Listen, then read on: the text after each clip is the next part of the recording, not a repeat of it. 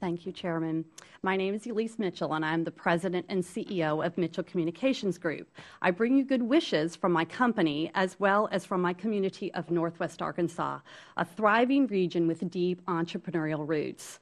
I'm also here today on behalf of Women Impacting Public Policy, a national nonpartisan organization advocating on behalf of nearly 1 million women-owned businesses and representing 64 different business organizations. I'm proud to represent all of these leaders. Established in 1995 as a sole proprietorship, our company has indeed become a top 50 public relations and strategic communications firm, working with some of the world's largest companies and best-known brands, including Walmart, Hilton Hotels and Resorts, Tyson Foods, Procter & Gamble, Sam's Club, Southwestern Energy Company, and J.B. Hunt Transport. We're fortunate to do national and global work with these distinctive clients. We've successfully attracted top talent and developed new and innovative communication services. As a result, we've grown 445% in the last 4 years alone. We're very honored to have won numerous industry awards and twice been named to the Inc. 500 5000 list, as well as one of the 50 fastest-growing women-owned and led companies in North America, as named by Women Presidents Organization and American Express Open. I know other stories like ours, but unfortunately not enough. In reality, many small business owners have faced significant challenge in this recession. I'm often asked, how have we achieved this kind of growth in spite of a still uncertain economy? It's as simple as this. We've learned to look through the turn.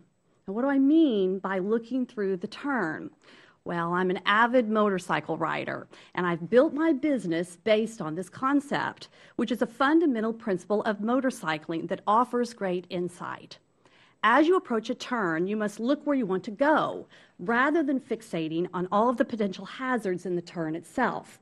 The challenge comes in keeping your eyes focused on where you want to end up, while using your instincts and experience to adjust within the turn, all at a moment's notice. Inspired by this philosophy, I've used these core principles to help our company succeed, and there are several important lessons that we've learned along the way.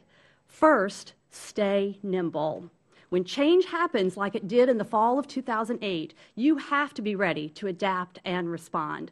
Small businesses are good at that, and it's definitely a competitive advantage. At Mitchell Communications, we've developed a flexible business model that helps us scale up or down depending on our changing client needs and manage large volume assignments even with a short notice.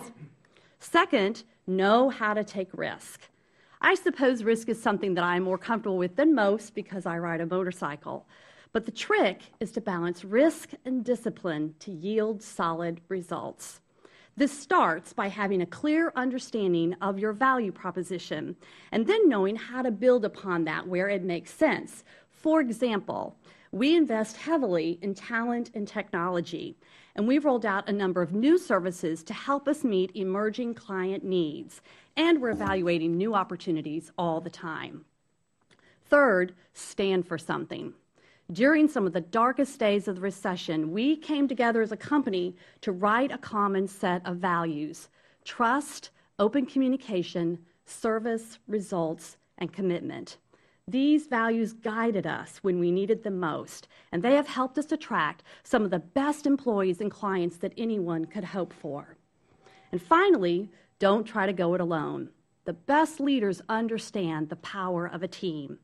It is the greatest privilege of my career to be the steward of Mitchell Communications Group, and I have learned that excellence attracts excellence, which means great people attract great clients. You can't have one without the other.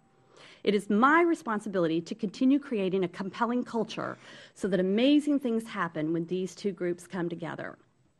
It takes courage to be an entrepreneur, no doubt about that. And there is much that Washington can do to make the road smoother rather than more hazardous for us. Here are a few things you can do to help. First, fully consider small businesses in rulemaking. The decisions you make can have a huge impact on our ability to continue creating jobs and driving innovation. Second, facilitate greater access to capital, especially for the 8.3 million women-owned businesses in the U.S., and support the resources we need to not just survive but thrive. The SBA's Women Business Centers and the Women-Owned Small Business Contracting Program are a step in the right direction and will yield immense results. Third, reduce taxes.